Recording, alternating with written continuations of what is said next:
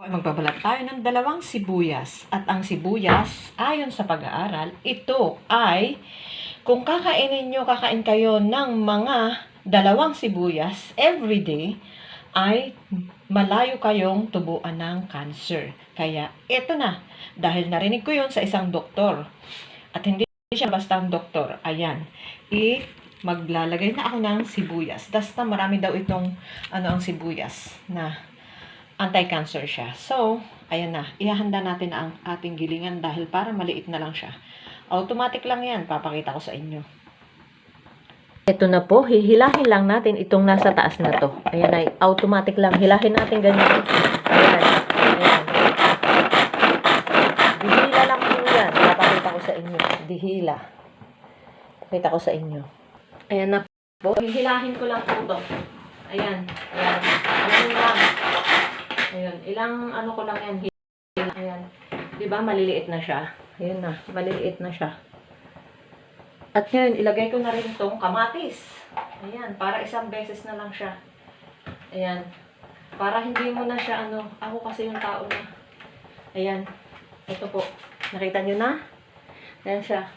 Hilahin lang natin yan. Dahan-dahan. Kasi siyempre, medyo mahirapan yung natin dyan kasi pero sa susunod, okay na lang.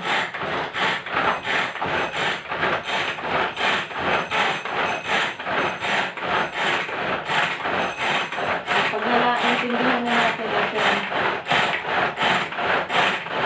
ayun. Ayan po, ito. Ayan na. Yehey! O, ayan na ang ating automatic yan. Walang kuryente. 'Di ba? At ibuhos na natin siya sa ating kainan. O, 'di ba? Ang saya-saya. Wow!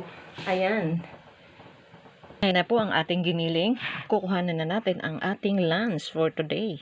At ayan na po ang ating lunch. Ayan ang ating salad na ginawa. At eto naman ang aking, alam nyo ba yan, naginisa ko na yan na mga dilis na maliliit. Mausok mausukan siya. Ayan o, dilis. Ayan po. Dilis yan, naginis ako na may mga yan, yung mga dahon ng, basta, hindi ko alam sa English coriander. Ayan, may dahon yan ng coriander, may siling malalaki. Yan, ginisa ko yan na dilis na napakaliliit. Kasi pag malalaki, may bato-bato na yun, ayoko, naramdaman ko. Dapat medyo malalaki, kaso wala ko medyo malaki-laki nakita. Pero okay na rin yan, malaki na rin yan Pareho naman ding dilis, pareho ng lasa. Ayan ang aking lunch for today at yan naman ang gulay, nasa gitna.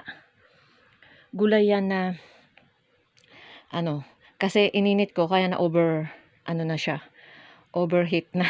Okay lang. Pagkain pa rin yan. Ayan na ang aking lunch. Simple lang, 'di ba? Pero masarap yan. Kain na na.